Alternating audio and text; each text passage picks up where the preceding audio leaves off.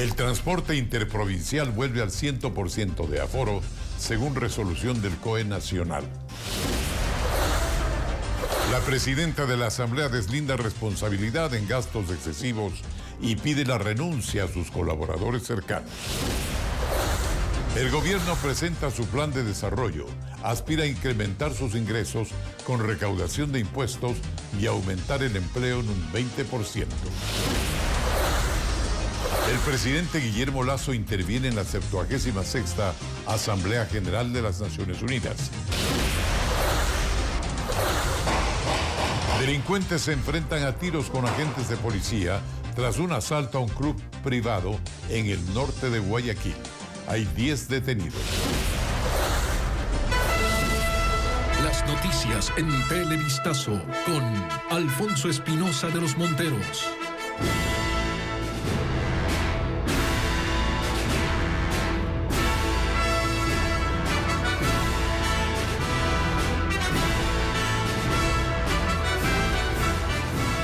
Amigos, buenas noches. Les contamos que el COE Nacional aprobó aumentar al 100% el aforo para el funcionamiento del transporte interprovincial.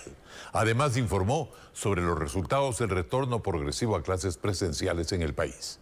Byron Andino nos tiene los pronunciamientos de las autoridades sobre la situación del país ante la pandemia. Las autoridades aseguran que hasta el momento el transporte interprovincial ha cumplido con los protocolos y por ello ahora amplían su aforo con ciertas reglas. La plenaria del COE autorizó que se suba del 75 al 100% siempre y cuando se cumplan de manera estricta los protocolos de bioseguridad. Es decir, la mascarilla, obviamente el alcohol, la ventilación. El gobierno, la Agencia Nacional de Tránsito y la Policía Nacional verificarán el cumplimiento de estas normativas. Habrá una evaluación en 15 días para ratificar esta medida o volver a un menor aforo. Además, sobre la mortalidad en exceso en el país, hay una disminución de las cifras. Del 118% que se registraba en abril, ahora se redujo al 4.8%. Esta mortalidad en exceso ya se está pareciendo a la mortalidad esperada de un año sin pandemia. Es decir, todos los esfuerzos que ha hecho el gobierno nacional y la ciudadanía se están viendo reflejados en la disminución de la mortalidad. Y en el área educativa, el 25% de los planteles, es decir, más de 4.200, ya tienen aprobación para el uso de instalaciones y el retorno presencial y progresivo a clases. La ministra María Brown explicó la cantidad de contagios de COVID-19 en los estudiantes. Desde el 7 de junio que iniciamos este proceso hasta la actualidad, hemos detectado un total de 21 casos. Esto representa el 0,007% de estudiantes que han asistido de manera presencial. En ningún caso hemos tenido contagios comunitarios en las instituciones educativas. Son resoluciones y anuncios de las autoridades y el COE Nacional que muestran algunas flexibilizaciones para la reactivación de las actividades en el país.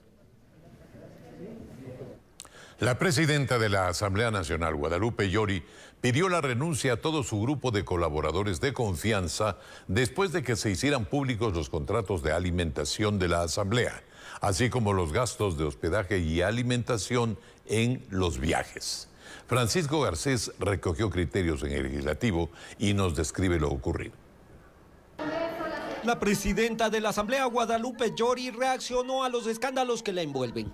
El primero relacionado a un contrato de logística para reuniones y actos de la Asamblea por $100,000 y que contempla desayunos de hasta $24, almuerzos de hasta $45 y cenas de hasta $50. He decidido que se oficie a la Contraloría General del Estado para que se realice una auditoría.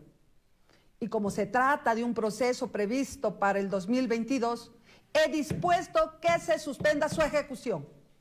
A ello se suma sus gastos de alimentación y hospedaje en viajes en los que la Asamblea pagó masajes y hasta galletas. Su primera acción fue pedir la renuncia a 21 de sus colaboradores cercanos y jefes de área, entre ellos a su asesor jurídico Julio César Zarango. Una vez que destruyan la cabeza del primer poder del Estado como es la Asamblea, justamente desprestigian la organización política Pachacuti para justamente apoderarse de ciertas prebendas de ciertos intereses que las bancadas quieren aprovecharse para su provecho personal. Pachacutic también piensa que los ataques a Yori son políticos y orquestados por Fernando Villavicencio en la Asamblea para desprestigiarla y sacarla de la presidencia. A quien yo le di asilo político en mi comunidad de Sarayaco cuando estaba perseguido, y no debe ser mal agradecido. Tiene que fiscalizar cosas profundas que en el país ha ocurrido.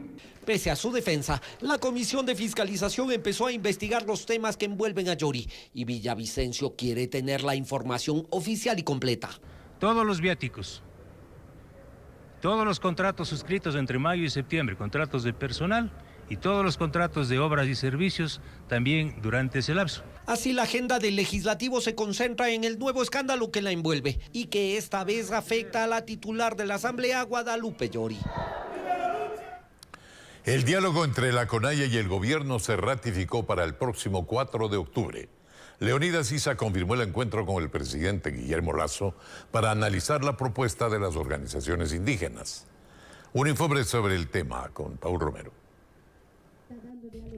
Superados los condicionamientos, el desacuerdo por la fecha y número de delegados, el escenario para el diálogo entre el presidente Guillermo Lasso y los dirigentes de la Confederación de Nacionalidades Indígenas del Ecuador está listo. Hemos hecho las consultas y nosotros hemos dicho acudiremos al llamado el 4 de octubre. Así el presidente de la CONAIE, Leonidas Issa, ratificó el encuentro que anunció este lunes la ministra de Gobierno, Alexandra Vela. Son varios los temas que propone la CONAIE, pero la Confederación tiene 3 prioridades. El tema del incremento al precio de los combustibles, el problema de la expansión minero-petrolera en los territorios de los pueblos indígenas y zonas de recarga hídrica. Son puntos sensibles en donde existen diferencias marcadas con el Ejecutivo. Por ejemplo, el gobierno no eliminará el decreto para la liberación del precio de los combustibles, pero según el subsecretario de Gobernabilidad Juan Manuel Fuertes, la focalización del subsidio es una alternativa. Son mecanismos que permitan compensar con la mayor justicia posible a los sectores que efectivamente merecen una atención subsidiada del Estado. Existen planteamientos más radicales de la CONAIE, como la eliminación de las concesiones mineras y petroleras, que en cambio el gobierno prevé incentivarlas para obtener recursos. No es dable que se piense a rajatabla que lo que hay que prohibir es a toda costa que se puedan explotar algunos recursos naturales, que sí es conciliable un aprovechamiento económico de esos recursos a la par que una protección al medio ambiente. En los próximos días se definirá la sede para el diálogo. El Palacio de Carondelet es la primera opción. El movimiento Pachacutic y la Confederación de Nacionalidades Indígenas del Ecuador, CONAIE, presentaron este martes a la Asamblea Nacional la solicitud de amnistía para 260 personas. Según los dirigentes indígenas, son luchadores sociales y defensores de la naturaleza, procesados y sentenciados por la justicia. En la lista constan los investigados por las violentas manifestaciones de octubre del 2019, como Leonidas Issa, Jaime Vargas, entre otros. La designación del defensor público encargado lleva a los miembros del Consejo de Participación ante la Comisión de Fiscalización de la Asamblea. En el Legislativo no se descarta que se inicie una acción de fiscalización en contra de los vocales. Francisco Garcés con esta información. Encargar a César Córdoba la Defensoría del Pueblo podría llevar a la mayoría de los miembros del Consejo de Participación a enfrentar un juicio político. Ellos deberán comparecer ante la Comisión de Fiscalización este miércoles. Es que el defensor encargado no tiene experiencia en derechos humanos como exige la ley, pero fue secretario del Consejo de Participación. Me parece que no se ha elegido al defensor del pueblo encargado, sino que se ha elegido al secretario de confianza del año de la presidenta del Consejo de Participación Ciudadana y Control Social. Córdoba es un abogado experto en temas aduaneros y estará al menos 6 meses frente a la Defensoría del Pueblo. Considerando que usted es una persona independiente, eficiente, transparente, honesta, lo ha demostrado en sus desempeños y en sus funciones dentro de esta institución. Al interior del consejo también aparecieron las dudas. Los consejeros denuncian que ni siquiera conocieron el currículum completo de Córdoba, no verificaron los requisitos, diplomas, cursos y demás. Por eso Hernán Ulloa los pidió. Y me indica el señor secretario mediante una hoja de Kipux de que solamente está la hoja de vida en los archivos. No se encuentra ningún sustento de la hoja de vida. En medio de las dudas por el nombramiento, el Consejo de Participación también se apresta a elegir al nuevo Contralor, al Defensor del Pueblo titular y también renovar parcialmente el Consejo Nacional Electoral y la Corte Constitucional.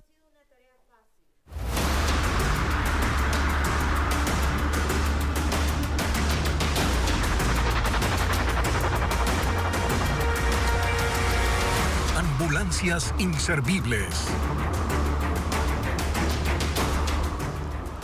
Tener más de la mitad de las ambulancias dañadas en el país hace que los hospitales públicos se vean obligados a alquilar vehículos que, sin contar con los instrumentos necesarios, se limitan a trasladar a los enfermos para emergencias a través de contratos que generan sospechas de corrupción, porque rentar este tipo de vehículos pagan el mismo valor o hasta más de lo que puede costar una nueva unidad. ¿Quiénes se benefician de las ambulancias inservibles? Diego Cuenca nos cuenta en este segundo informe especial. En el país, tener la mitad de las ambulancias públicas dañadas, pudriéndose en talleres mecánicos, son huellas de la corrupción dentro de las casas de salud. Mientras más ambulancias inservibles, hay más oportunidades para que compañías se beneficien de contratos de alquiler. Así lo denuncia la Comisión Nacional Anticorrupción. Mientras los vehículos que son de propiedad del Ministerio de Salud, por ejemplo, estén sin repararse, estén en talleres, es obligatorio alquilar. Y el alquiler es la fuente del negociado, porque todos estos servicios externalizados son servicios que se contratan a dedo y que han sido motivo de denuncias y de conflictos. El hospital Abel Gilbert Pontón en el suburbio de Guayaquil está en la mira.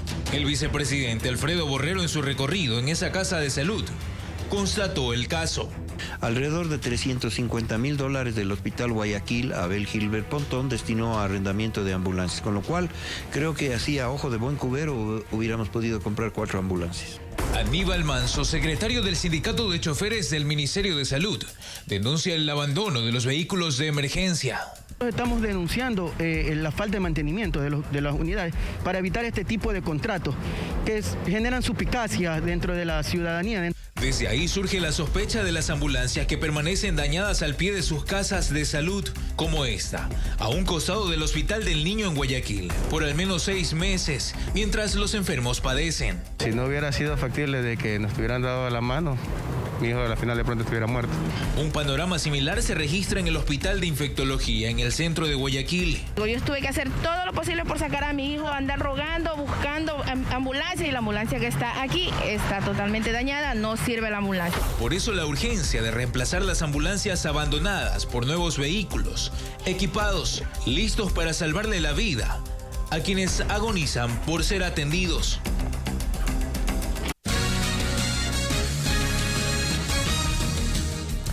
Continuamos. De los 10 capturados durante una balacera en el norte de Guayaquil, 9 tienen antecedentes penales. La mayoría de los antisociales registran boletas de detención por el delito de tentativa de asesinato. Así lo confirmaron las autoridades policiales, quienes detallaron que entre las evidencias se encontraron 2 pistolas 9 milímetros.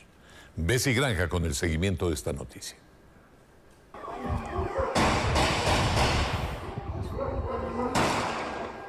Las detonaciones alertaron a los habitantes de la ciudadela Bernaza Norte en Guayaquil.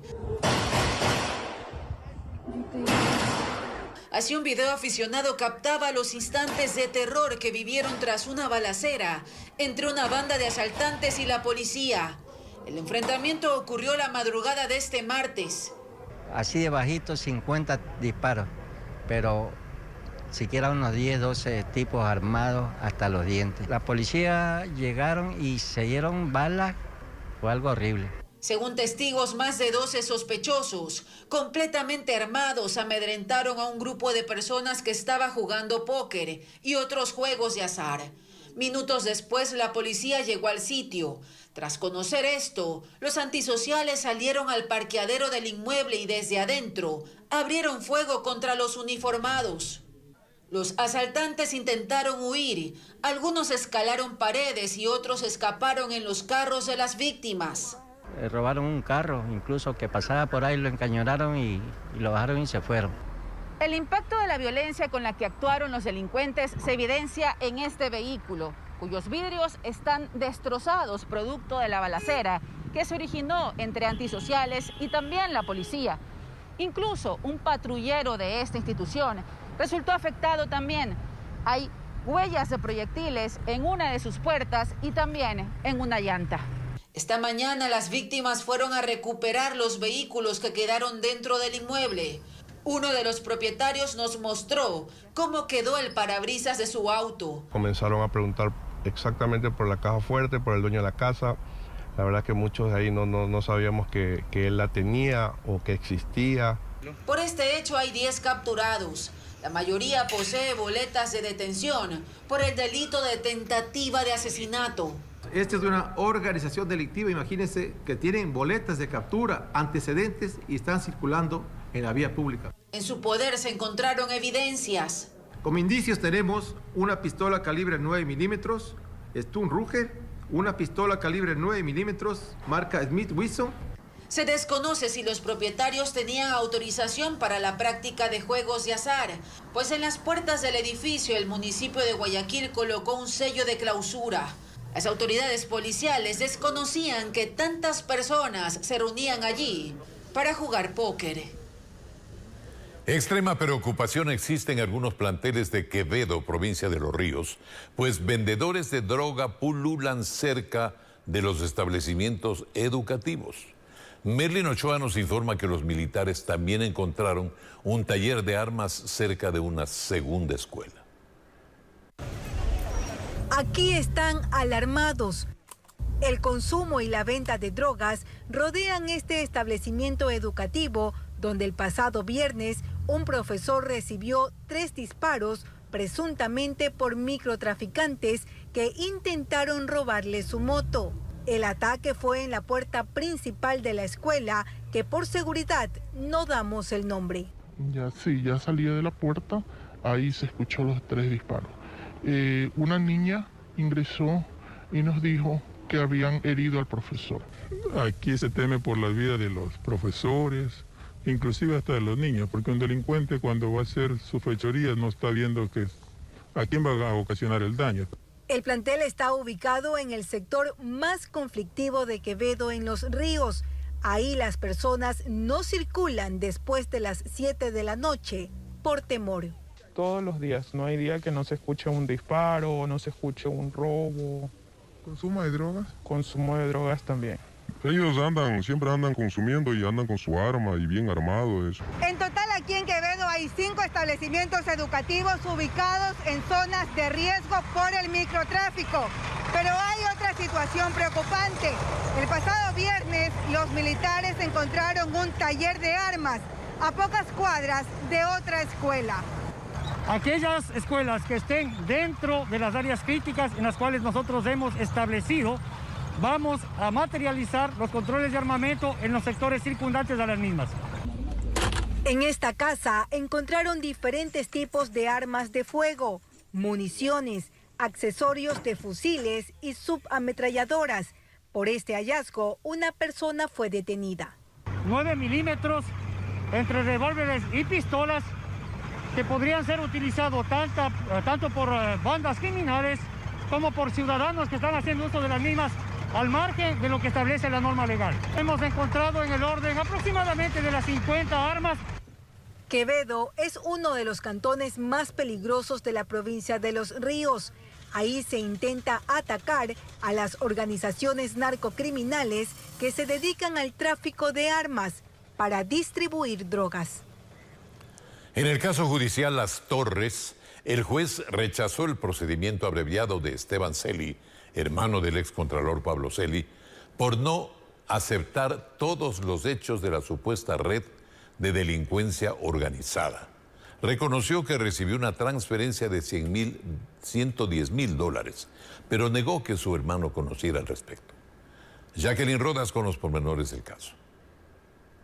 En la audiencia de procedimiento abreviado de Esteban Celi, hermano del excontralor Pablo Celi, la fiscal general del Estado, Diana Salazar, pidió al juez que lo sentencie a 40 meses de prisión, una pena reducida por reconocer los hechos del caso Las Torres. Además, que pague una reparación al Estado de $648,000 y ofrezca disculpas públicas. En su intervención, Esteban Celi aceptó que recibió una transferencia de $110,000, que contactó al accionista de No Limit con Raúl de la Torre, su familiar y ex asesor en Petroecuador, y dijo que su hermano Pablo Celi no sabía nada de lo ocurrido ni recibió dinero. Sin embargo, Esteban Celi no reconoció los demás hechos expuestos por Fiscalía sobre la supuesta red de delincuencia organizada que cobró coimas a contratistas de Petroecuador a cambio de desvanecer glosas en Contraloría o liberar planillas de pago. Al no cumplir este requisito, el juez negó el beneficio y Esteban Celi deberá ir a audiencia preparatoria de juicio con su hermano y otros 11 procesados. Esto dijo su abogado.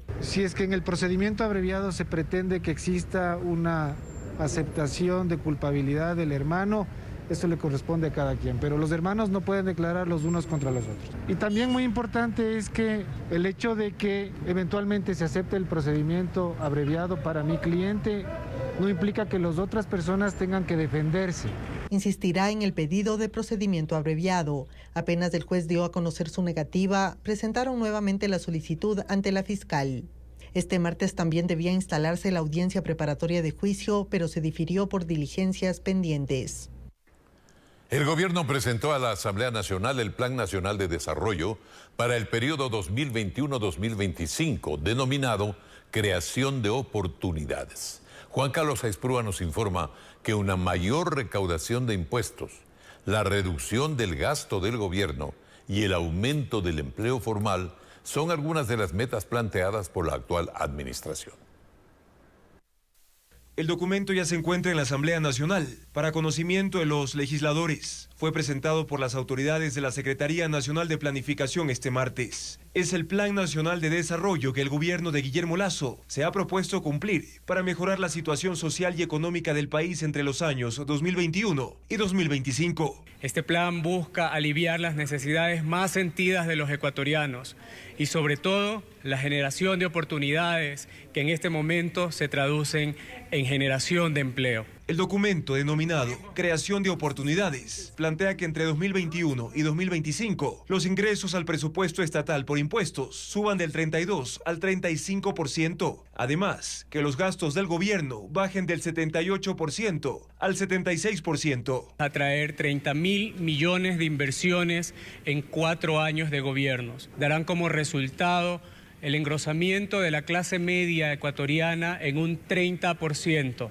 al final de gobierno. Sin embargo, que los objetivos del gobierno prometidos en campaña se puedan cumplir durante este periodo presidencial dependerá de la aprobación de los proyectos de ley que el presidente Lasso envíe a una asamblea fragmentada. Donde los puntos rojos pueden disminuirse en ese sentido y que el encuentro debe ser el camino. Todas las bancadas han hablado que el encuentro es la solución y en ese sentido nosotros tendremos todos los debates, acercamientos pertinentes con las bancadas legislativas. Otra de las metas que Lasso se ha planteado es ambiciosa y consta en el plan de desarrollo. Se trata de aumentar el empleo adecuado del 30,4% al 50%, lo que significa generar unas 400.000 plazas de trabajo por cada año hasta el 2025. Y hace pocos minutos terminó la primera intervención del presidente Guillermo Lasso en la Asamblea de las Naciones Unidas que se desarrolla en Nueva York. Durante su alocución, el mandatario ecuatoriano se refirió a los hitos en vacunación que se logró luego de los golpes iniciales que diera la pandemia a la población nacional. También se refirió a la política de integración que tiene su gobierno con el mundo y a los problemas de migración. Lenin Artida nos va a decir más. Adelante. El presidente de la República, Guillermo Lasso, intervino en la 76ª Asamblea de Naciones Unidas. El mandatario arrancó su discurso diciendo que quería establecer algunas diferencias. Seguramente ustedes fueron testigos de intervenciones de predecesores míos así como de otros respetables líderes latinoamericanos, en las que se quejaban de asimetrías y de supuestos imperios. Incluso se usó este estrado para lanzar diatribas personales contra dirigentes de otros países. Quisiera que me conozcan no por discursos incendiarios, sino por resultados concretos. Habló sobre la pandemia, sobre los momentos complejos que vivió el país entre marzo y mayo del 2020. Esas imágenes fueron la representación gráfica del abismo que tocamos luego de 14 años de políticas aislacionistas, aupadas en una distorsionada y mezquina noción de la soberanía.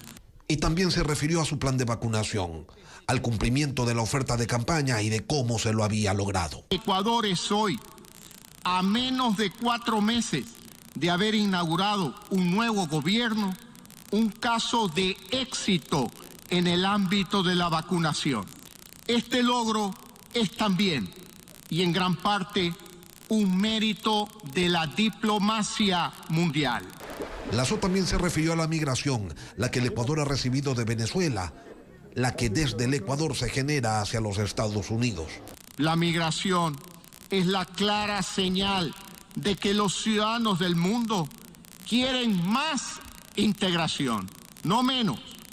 Cuando migran, los ciudadanos están concretando en la práctica la integración que sus autoridades no nos atrevemos a generar. Hizo además un llamado a los países latinoamericanos donde los derechos de sus ciudadanos son violentados por regímenes autoritarios. Nos ha correspondido restablecer en Ecuador las instituciones democráticas y las libertades y derechos ciudadanos que fueron socavados en un gobierno que puso bajo su autoridad todos los poderes del Estado. En tal virtud, deseo expresar mi voluntad de contribuir a que igual reivindicación ocurra en los países latinoamericanos en que han desaparecido los elementos constitutivos del Estado de Derecho. Finalmente informó que en Ecuador se inauguró una nueva forma de diplomacia que, lejos de upar bloques o clubes de países, busca establecer relaciones con la mayor cantidad de estados en el mundo.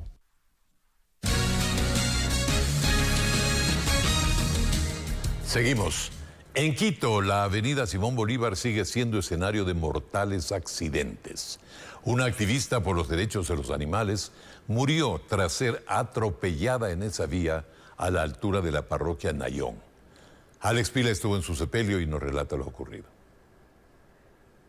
Las imágenes conmovedoras de canes envenenados en el sector de Colinas del Norte indignó y molestó a Karina Sáenz, una defensora de los animales, quien junto a sus compañeros animalistas organizó un plantón para el fin de semana. En honor a Cari. Pero ella jamás llegó. Fue atropellada por un vehículo en la Simón Bolívar a la altura de Nayón. Mientras ella estaba sufriendo, esperando que llegue la atención, la hablaban, decían que ella se estaba fingiendo, que estaba exagerando. Entonces esta cosa sí nos duele, la falta de humanidad. Podemos entender que fue un accidente, que fue algo que no se esperaba, ¿no? Accidentes en esta vía no son aislados. Los moradores se quejan de la falta de señalización y seguridad en la zona. Lo que buscamos es que se proceda con un informe técnico, no deprisa como lo hicieron ayer para llenar un requerimiento nada más, sino un informe donde realmente se analice a profundidad lo que sucedió. También demandan más efectividad a los organismos encargados de las emergencias. La ambulancia no llegó a tiempo, la gente del CIAD no llegó a tiempo. Todo esto entorpeció que nosotros pudiéramos quizás darle socorro a Karina. El caso se encuentra en investigación para determinar responsabilidades. Karina era la encargada de alimentar y de dar en adopción a varios animalitos que están en diferentes puntos de la capital. Su cuerpo fue enterrado en el cementerio del Batán. Por ahora ellos están desamparados. Y un caso insólito. Durante 6 meses una mujer tuvo dentro de su vientre una pinza quirúrgica. Ella acudió al hospital Delfina Torres de Esmeraldas para una intervención quirúrgica y desde allí sintió que padecía fuertes dolores. Eduardo Vite con este caso de irresponsabilidad médica. Lo que para Leslie Cagua iba a ser el día más feliz de su vida, por el nacimiento de su hijo, se convirtió en una pesadilla. Su bebé murió a los 22 días, pero no fue todo. Desde aquella cesárea que le practicaron el pasado 14 de marzo en el Hospital Delfina Torres de Esmeraldas, quedó en su vientre una pinza quirúrgica de 16 centímetros. Tras este insólito descubrimiento, fue intervenida nuevamente en el mismo hospital para retirarle la pinza. Yo lo único que quiero es que todas las personas que me hicieron esta diligencia médica paguen por los daños y perjuicios que me han hecho a mí y como quiera mi familia que formé, que ya no es mi familia, porque mi hijo ya no está. Francisco Casco, director del hospital implicado, reconoce que fue una equivocación y dice que un comité de ética de la Casa de Salud, junto con la Fiscalía, investigan el caso. Hablar sobre una explicación técnica sobre este tipo de situaciones es bastante complicada. Son a veces situaciones que no se planifican, no se planea ningún tipo de cirugía cometer este tipo de equivocaciones. Pero su madre Zoila cuenta que la preocupación no termina, pues ahora ella adquirió una bacteria que empeoró el cuadro clínico. En esa casa asistencial no hay los medicamentos que Leslie necesita y su familia no tiene dinero para afrontar los gastos. Ahorita me dijeron que está padeciendo de una neumonía, de una bacteria que se infectó aquí mismo, porque ella vino sin nada. En medio de esta habitación, clama justicia para que casos como este no se repitan en el Delfina Torres y para que los medicamentos estén al alcance de los pacientes. Cientos de indígenas protestaron en Cotopaxi pidiendo mayor seguridad ante el incremento de la delincuencia. Esto después de que una mujer indígena fue asesinada a plena luz del día mientras evitaba o trataba de evitar el robo de su cartera. Patricio Viera con esta noticia. Una ceremonia ancestral marcó el inicio de una multitudinaria marcha que recorrió las calles de Pujirí, en la provincia de Cotopaxi. Miriam Chacipanta, habitante de la comunidad Cachi Alto, nos comenta qué los motivó a concentrarse. Nosotros estamos pidiendo la seguridad, por favor, que nos ayude con las cámaras, que no estemos así inseguros porque hoy en día está muy malo para salir a la calle. En estas imágenes captadas la semana pasada por una cámara de seguridad de un local, se observa cómo una mujer recibe un disparo cuando intenta evitar el robo de su cartera. El hecho violento provocó su muerte. José Manuel Vega, dirigente del movimiento indígena de Cotopaxi, pide que este asesinato no quede en la impunidad. Quedé con inmediata captura con los hechores de nuestra compañera Lida Francisca Mazabanda. Osvaldo Coronel, gobernador de Cotopaxi, después de un diálogo con los manifestantes, se comprometió a conformar una mesa técnica de seguridad. Se ejecutarán operativos en conjunto con las Fuerzas Armadas precisamente para que los delincuentes sepan que esto no va a quedar en impunidad. La marcha, que duró cerca de 3 horas, fue pacífica y seguida de cerca por la policía. En los últimos días se han registrado 2 intentos de linchamiento en barrios populares de Quito. Según expertos, es un fenómeno que se deriva de la desconfianza de la ciudadanía y la agresividad de la delincuencia. Pero, ¿a qué se enfrentan quienes protagonizan estos actos? Rafael Hermida conversó con especialistas y nos cuenta.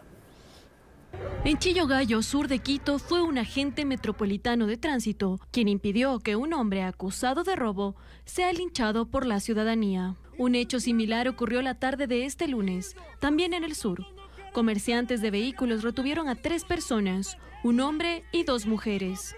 Los acusaban de intentar robar a uno de los negociantes. El linchamiento no está tipificado como tal en la norma ecuatoriana. Sin embargo, quienes lo cometan pueden enfrentarse a varios delitos. Es que esas lesiones producen una muerte, habría que determinar si es homicidio o si es asesinato. Y eso puede llevar, en el caso de homicidio, de 10 a 13 años y en el caso de asesinato de 22 a 26 años. El experto en seguridad ciudadana, Lautaro Ojeda, explica que el 43% de los homicidios en el país son por violencia social. La ciudadanía ya está harta, ha perdido confianza, no solamente en el Estado, ha perdido confianza en las instituciones. Recalca que el hacer cumplir la ley no solo está en la policía. La justicia que realmente no muestra sus mejores créditos. Entonces encontramos con gente que ha estado 10, 12, 14 veces en la cárcel y que la cárcel se convierte, como alguien señala, en una especie de puerta giratoria. Afirma que la ejecución de planes, tanto educativos como de prevención, son una posible salida a la ola de inseguridad que vive el Ecuador. Así es, amigos, y ahora pues esta noticia que ya decíamos nos llena de alegría, ¿no? Luego de 4 meses de recuperación y rehabilitación por las secuelas del COVID-19, nuestro compañero y amigo Hernán Higuera está de vuelta. Regresó a sus labores periodísticas, se reintegra a la familia de Coavisa. Bienvenido, Hernán. Y con Ana María Palacios revivamos el recibimiento de quienes somos sus compañeros de trabajo. Se me salen las lágrimas de verte tú. Hernán Higuera le ganó la batalla al COVID y luego de un periodo de recuperación retomó sus actividades en Ecuavisa, canal que lo vio crecer en 21 años de ejercicio periodístico. La emoción de todos sus compañeros se evidenció en cada abrazo y ahora con equipo completo celebrando por su vida. Después de que en sus coberturas palpó muchas situaciones dramáticas, a él le tocó luchar 31 días en cuidados intensivos del Hospital Carlos Andrade Marín.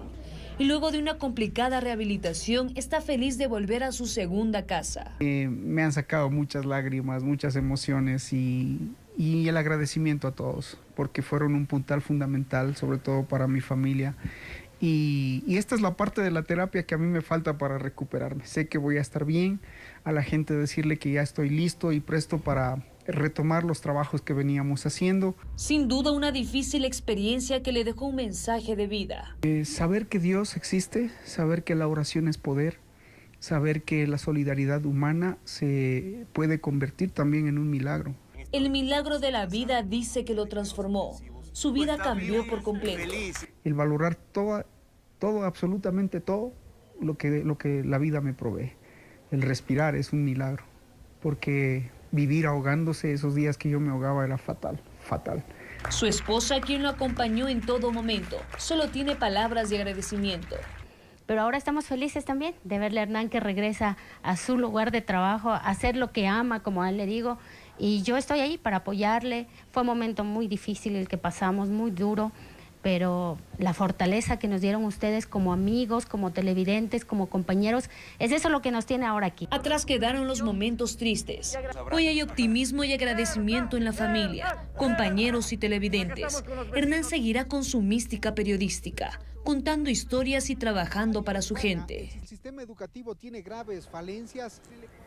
Bueno, muy bien, Hernán. Bienvenido nuevamente y esperemos que esta enfermedad no nos vuelva a atacar a los periodistas que regularmente están corriendo riesgos. Hernán Higuera recorrió muchos hospitales, unidades de cuidados intensivos, visitó enfermos, estuvo todo para cumplir en el papel de informar, pero allí se contagió. Entonces, esperemos que esto no se vuelva a repetir. Amigos, gracias de nuestra parte también a toda la solidaridad que ustedes demostraron. Buenas noches.